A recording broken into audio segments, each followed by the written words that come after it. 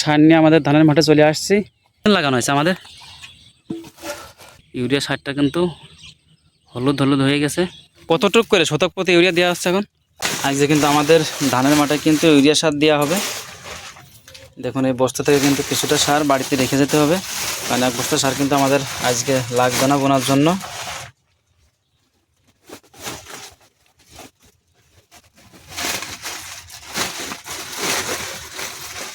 দেখুন সারগুলো কিন্তু কিছুটা উঠিয়ে রাখা হবে।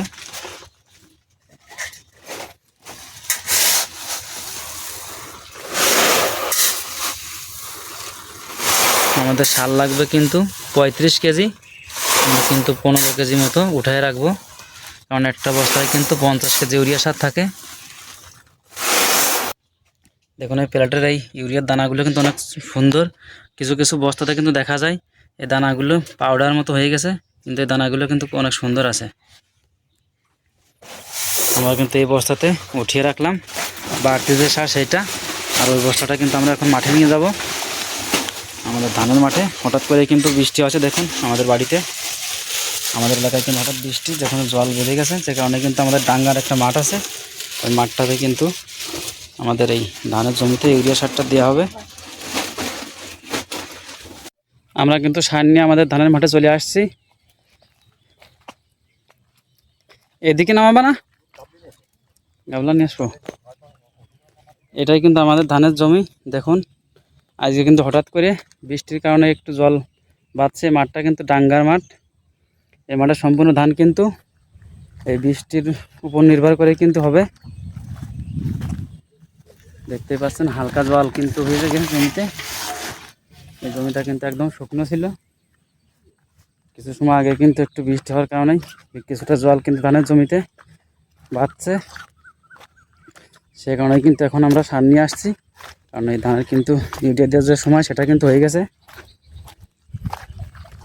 কিন্তু সার কিন্তু আমরা দিতে পারিনি কিছুদিন আগে, কারণ বৃষ্টি ছিল না। দেখুন কিছু কিছু জায়গাতে কিন্তু ভালো মতো জল হয়ে গেছে।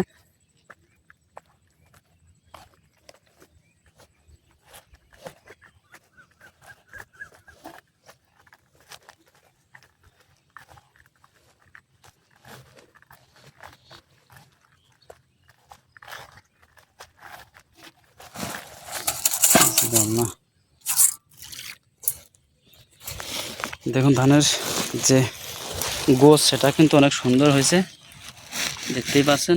এই ধানটা কতদিন লাগানো হয়েছে আমাদের? দিন 20 তো এইগুলো 20 দিন হয়ে গেছে। 20 দিন হয়ে গেছে। 20 দিন পরে তো ইউরিয়া সার দিতে হয় না? হ্যাঁ 20 দিন আগে দিতে তো তাড়াতাড়ি 5 করে দিলাম। এখন আমাদের কিন্তু ধানটায় কিছুদিন আগে সার দেওয়ার দরকার ছিল, কিন্তু আমরা পারিনি। আজকে কিন্তু একটু বৃষ্টির কারণেই এখন সারটা নিয়ে আসলাম। দেখুন বেলা কিন্তু বিকাল হয়ে গেছে প্রায়। আর সারের সঙ্গে কি ওষুধ এটা? একটা তরল ওষুধের নাম ডাকি, নাম তো ব্লেটিন, তরল ওষুধ 1.8 ইসি। এটা হলো 20। বাদামি ফড়িং এই সমস্ত এটা 20 তো, পরে করবো। মানে এই সারের সঙ্গে ওষুধটা দিয়ে দিলে পরে হালকা পোকা, মানে হালকা যে পোকগুলো সেইগুলো। আচ্ছা কতটুকু দিতে হবে? এই ওষুধে 5-6 করে, আমি আপাতত শতক 45 যাবো। 45 শতক। 45 শতক। এখন কিন্তু 45 শতক জমিতে এই সারটা বোনা হবে। দেখুন এই সারের মধ্যেই কিন্তু এই বীজটা ঢেলে কিন্তু মিশিয়ে দেওয়া হবে, মিশিয়ে কিন্তু দেওয়া হবে যাতে ধানের যে হালকা যে পোকা সেটা কিন্তু মারা যাবে, আর মাজরা থেকে যাতে ধান একটু রক্ষা পায়, সেই কারণে কিন্তু এই ওষুধটা দেওয়া। দেখুন যে ওষুধের কালারটা কি সবুজ কালার কিন্তু ওষুধের, এবং খুবই গাঢ় আঠা জাতীয় ওষুধ। এখন কিন্তু এটা ভালো মতো মিক্সার করা হবে সারের সঙ্গে।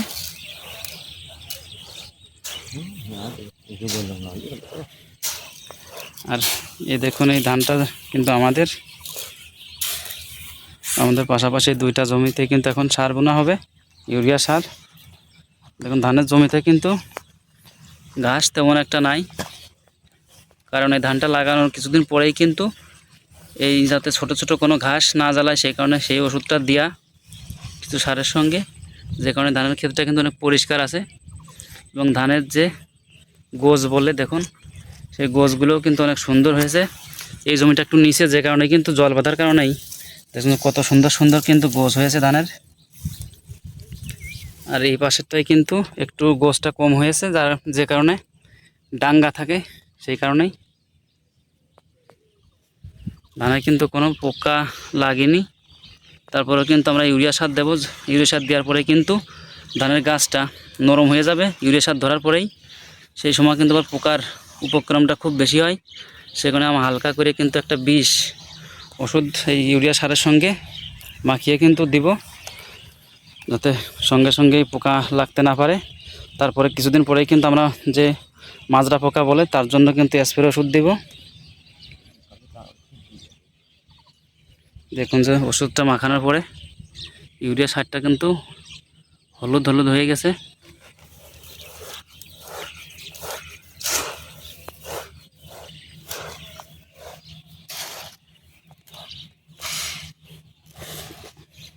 আমাদের এই ধানটা কিন্তু শুকনা ধান বলে, মানে খুব তাড়াতাড়ি কিন্তু ধানটা হয়ে যাবে। এটা কিন্তু বোরন ধান নয়। আমাদের এই ধানটা কি ধান লাগানো এখানে? 207 হুইন। উইন 207। 207 নতুন লাগালাম। এ কত দিনের মধ্যে হতে পারে? এই আগে আগেই হয়ে যায়, এটা কাটিয়ে দানা দেয় মানুষ, দানা দেয় মুড়ি কাটা লাগায়, আগে আগেই হয়। দেখুন এই ধানটা খুব তাড়াতাড়ি হয়ে যাবে, যে কারণে কিন্তু এটা লাগানো। কারণ আমাদের এই জমিগুলো কিন্তু আমরা মুড়ি কাটা পেঁয়াজ লাগাই। দেখা যাক এবার লাগানো হয় কিনা। দেখুন বৃষ্টির জল কিন্তু ঠিকঠাক মতো জমিতে এখনও বাঁধেনি, হালকা হয়েছে। আরও আকাশে মেঘ দেখা যাচ্ছে, যদি বৃষ্টি হয় তো তাহলে কিন্তু ভালো হবে। অল্প জলের মধ্যে কিন্তু আমাদের এই সারটা এখন বুনতে হবে, কারণ এই বোনার সুযোগটা আর হবে না হয়তো। মেশিন জোড়া আসলে এই কাদার মধ্যে দিয়ে কিন্তু এসে মেশিন দিয়ে, ওইখানে একটা বোরিং আছে দেখতে পাচ্ছেন, গাছ ছোট, ওইখানে কিন্তু একটা বোরিং, ওইখানে কিন্তু মেশিন দিয়ে আমরা এই ধানগুলো সেচ দিয়ে লাগিয়েছি। কিন্তু এখন কিন্তু কাদা পেরিয়ে আসতে হয়, যে কারণে মেশিন নিয়ে মাঠে আসাটা খুবই কষ্ট। আমরা কিন্তু বৃষ্টির আশায় ছিলাম, যে বৃষ্টি হলেই কিন্তু আমাদের এই ধানে ইউরিয়া সারটা দেবো। আজকে কিন্তু হালকা পাতলা একটা বৃষ্টি হয়েছে, যে কারণে মাঠে আসছি এই সারগুলো নিয়ে। আর রাতের বেলা যদি আর একটু বৃষ্টি হয় তবে কিন্তু সুন্দর হবে। দেখুন সারের কিন্তু ওষুধ মাখানোটা শেষ হয়ে গেছে, এখন কিন্তু ইউরিয়া সারটা বোনা শুরু। কতটুক করে শতক প্রতি ইউরিয়া দেওয়া হচ্ছে এখন? এখন 3 পা করে দিচ্ছি, 3 পা। মানে 700 গ্রাম এরকম। হ্যাঁ, আবার তো দেওয়া লাগবে না, না? আবার দেবো না, আবার দেবো না, অল্প করে। ধানের অবস্থা বুঝে কিন্তু তার পরবর্তীতে আবার এই ইউরিয়া সারটা ব্যবহার করা হবে। এখন কিন্তু 750 গ্রাম এরকম প্রতি শতক প্রতি দেওয়া হচ্ছে।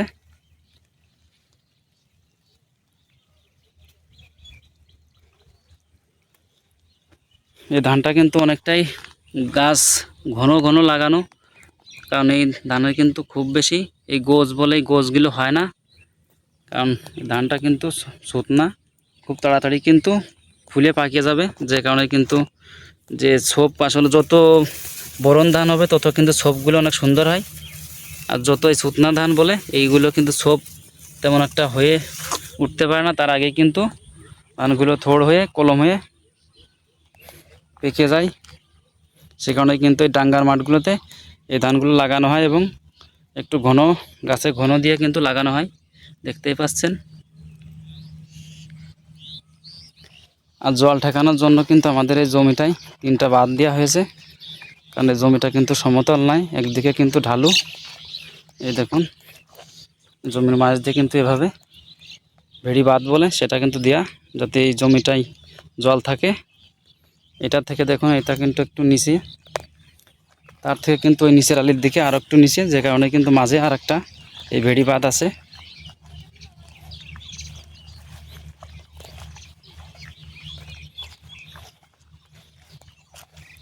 এই দেখুন এই যে একটা বাঁধ, এটাও কিন্তু ভেড়ি বাঁধ বলে, এই ভেড়ি বাঁধ। আর এই দেখুন নিচের এইটাই কিন্তু জল আছে বেশি, যে কারণে ধানের চেহারাটা অনেক সুন্দর। আর দেখুন যে মানুষ কিন্তু এই নরম আইল দিয়ে আসা যাওয়া করাতে আইলটা কিন্তু মাটি একদম সরে গেছে, এইখান দিয়ে জল বের হয়ে যাচ্ছে।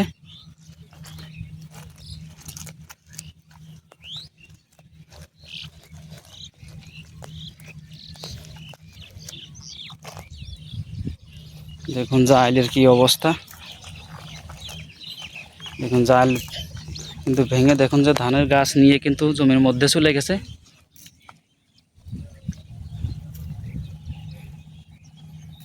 আর আমাদের জমিতে কিন্তু লম্বা লম্বি সার বোনা হচ্ছে।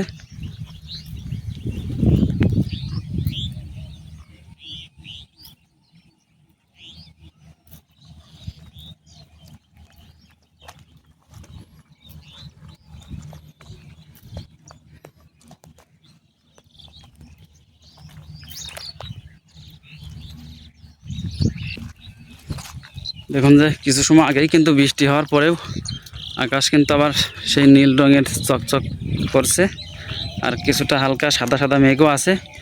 কিন্তু আমরা যারা কৃষক, আমাদের কিন্তু সকলেরই এই মুহূর্তে একটু বৃষ্টির খুবই প্রয়োজন। কারণ আমাদের ডাঙ্গার যে মাঠে ধান লাগানো, এই ধানের জমিগুলো কিন্তু শুকিয়ে গেছে, যে কারণে একটু বৃষ্টি হলে পরে কিন্তু সবাই এভাবে ইউরিয়া সারগুলো দিবে সে একটা আশায় আছে। কিন্তু আমরা কিন্তু অল্প বৃষ্টিতেই কিন্তু চলে আসছি ইউরিয়া সার দিতে জমিতে। এ দেখুন এভাবে কিন্তু প্রতি শতক প্রতি 750 গ্রাম করে ইউরিয়া সার ছিটানো হচ্ছে আজকে। এরকমভাবেও কিন্তু পড়ছে, দেখতেই পাচ্ছেন যে এখানে জল নাই ডাঙা, সেখানে কিন্তু সারগুলো দেখা যাচ্ছে যে এই পরিমাণে কিন্তু প্রতিটা জমির শতক প্রতি পড়ছে। এভাবেই কিন্তু আজকে আমাদের ইউরিয়া সারটা দেওয়া হবে 45 শতক জমিতে। তারপর ধানের অবস্থা বুঝে কিন্তু আবার পরবর্তীতে ইউরিয়া সার দেওয়া হবে। আর একটা বিষের কথা বললাম, সেই বিষটা দেওয়া হচ্ছে যাতে হালকা কোনো পোকা এই ধানের পাতাগুলো খেয়ে না যায়, আর মাজরা থেকেও যাতে হালকা সুরক্ষা পায়। কারণ আমরা কিছুদিনের মধ্যেই কিন্তু আবার এই মাজরা পোকার যে স্প্রে ওষুধ সেটা কিন্তু দিব। আর আমি আগেও বলেছি এই ইউরিয়া সারটা দেওয়ার পরেই কিন্তু ধানের এই গাছটা নরম হয়ে যায়, যে কারণে কিন্তু পোকার উপক্রমটা বেশি হয়। সেই কারণে মূলত ওই হালকা যে বিষ ওটা কিন্তু দেওয়া হচ্ছে। এছাড়া মেন যে মাজরা পোকার ওষুধ এটা কিন্তু সেটা না, সেটা কিন্তু দেওয়া হবে। ইউরিয়াটা ধরার কিছুদিন পর পরই সেই মাজরা পোকার ওষুধটা আমরা স্প্রে করব। আর এই পাশে আমাদের এই জমিটায় দেখুন এই লম্বা লম্বি কিন্তু একটা ভেরি বাদ দেওয়া হয়েছে, দেখতেই পাচ্ছেন সেটা। কারণ আমাদের জমিটা কিন্তু এই পাশের যে জমি, এই জমি থেকে কিন্তু 1 হাত উঁচু, যে কারণে কিন্তু আমাদের জমিতে জল ঠেকানোটা খুবই কষ্ট। সে কারণে দেখুন যে এটাই কিন্তু মেন যে আইল সেটা, তারপরেই দেখুন যে এই ভেড়ি বাঁধটা এভাবে কিন্তু লম্বা লম্বি করে দেওয়া হয়েছে আমাদের জমিতে। এই দেখুন এই জমিটা কতটা নিচে, এই জমি থেকে কিন্তু আমাদের জমিটা 1 হাত উঁচু, যে কারণে কিন্তু আমাদের জল ঠেকানোর ব্যবস্থা এটাই। কারণ ধানের জমিতে কিন্তু জল না থাকলে ধানগুলো ভালো হবে না। এই দেখুন এই জায়গায় একটু নিচে, যে কারণে কিন্তু ভালো মতো জল আছে। আর ওইদিকে দেখুন জল কিন্তু নাই, হালকা জল আছে। আমরা কিন্তু এখন ইউরিয়া দিয়ে চলে যাব বাড়ির দিকে। আজকে কিন্তু এই বৃষ্টির পরে রোদ্দুরের খুবই তাপ, খুবই গরম লাগছে কিন্তু আমাদের, তবুও কিছু করার নেই, আমাদের এই কাজটা কিন্তু করেই যেতে হবে। কারণ 2-1 দিনের মধ্যে হয়তো বৃষ্টি না হলে পরে কিন্তু এই সুযোগটা হাতছাড়া হয়ে যাবে, যে কারণে কিন্তু আমরা সামান্য বৃষ্টিতে আজকে সার নিয়ে চলে আসছি মাঠে।